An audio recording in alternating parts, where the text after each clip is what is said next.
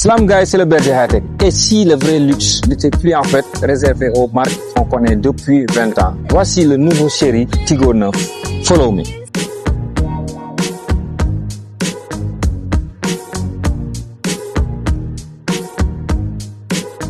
Alors, à première vue, auto bi boo gisee ce qui t'attire le premier en fait, mooy calandre bu extraordinaire bi en chrome et diamant.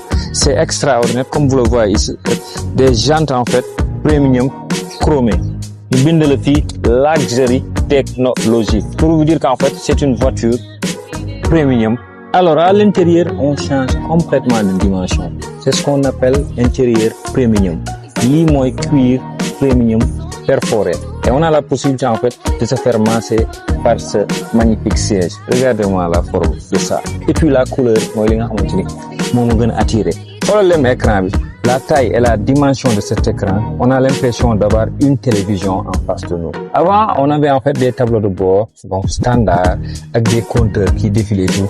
Maintenant, ce n'est plus le cas. Pourquoi? Parce que fii aussi, dañoo am benn écran bi nga xamante ni boo ko taalee automatiquement, tu vois que c'est du high-tech à 100%.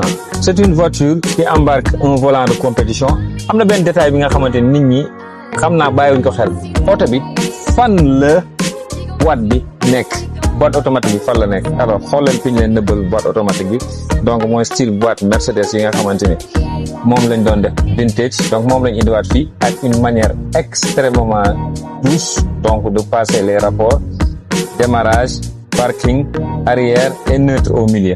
Et tu sais quoi, booy dawal oto bi dafa am lu ñuy woowee affichage tête haute, maanaam di nga am possibilité xam li ngay dawal sans pour autant nga xool écran bi nii. Pourquoi? Parce que ci pare-brise bi dafa am système de projection bi nga xamante ni moom moo lay projeter le nombre de kilomètres, c'est-à-dire kilométrage bi nga xamante ni moom ngay daw pour plus de sécurité, parce que dañuy bañ nit ki di daw du xool li nga xamante ni moom mooy écran bii nii.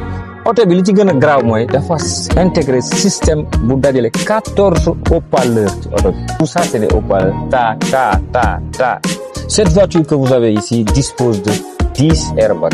En plus, dafa am lu ñuy woowee contrôle de trajectoire, ESP. Donc, les experts en voiture, ils savent de quoi je parle. Il y a aussi ce qu'on appelle l'aide de démarrage en côte. Li may tooñee donc soxna yi souvent bu ñuy dawal oto bu ñëwee ba ci montagne dañuy stressé.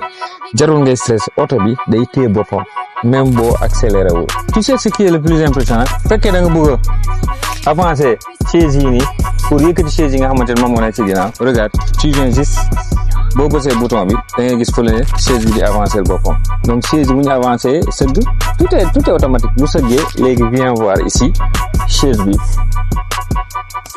Donc de ce fait on aura cette place sans effort. Je vous disais depuis tout à l'heure que cette voiture en fait embarque un cocktail de technologie. Même ci ginnaaw maal bi sax tu as la possibilité de régler li nga xamante ni moom mooy position yu chaise.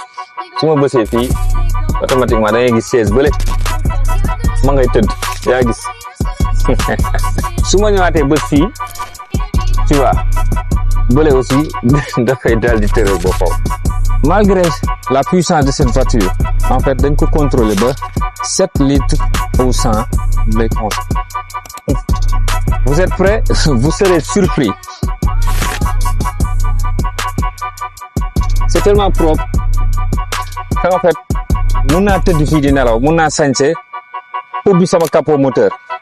Et c'est pas pour vous montrer la propreté, mais c'est pour vous dire qu'en fait sous le capot nous avons un moteur 2.0. Alors su fekkee ne lii c'est pas de la technologie en fait, c'est quoi?